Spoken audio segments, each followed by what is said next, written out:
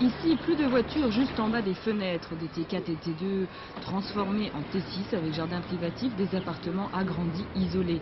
Des jeunes chômeurs ont même participé à certains travaux. Le principe de base de ces projets, la concertation entre les HLM et les locataires, avec par exemple des réunions préparatoires. C'est d'une part les HLM qui proposent et les locataires qui en discutent, quoi. Mais si un locataire propose quelque chose, est-ce qu'il a une chance d'être écouté? Certainement, il est écouté, et dans la mesure du possible, quelque chose peut être réalisé. Les associations du quartier ont réfléchi sur la conception des extérieurs, comme cette cour d'école ouverte sur les jardins, conçue avec les enfants, les parents et les instituteurs.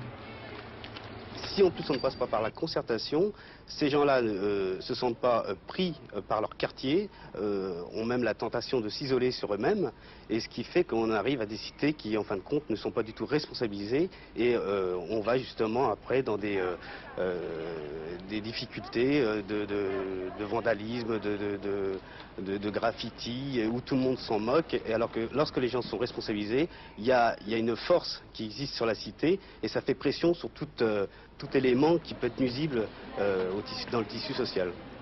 Le développement social des quartiers, c'est aussi la création d'animations, des ateliers musicaux, des fêtes de quartier, des cours de formation. Résultat, on ne s'ignore plus.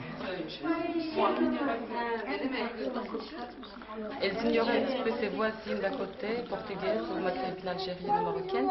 Mais maintenant, elles se connaissent, elles se disent bonjour dehors.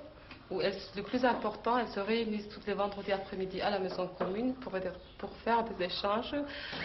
Avant, ce bloc était une cité de transit. Une cinquantaine de familles immigrées y vivaient plutôt mal. Aujourd'hui, elles sont relogées selon leurs désirs, au centre-ville, à la Marjorie ou à la campagne. Et les appartements seront vendus en copropriété.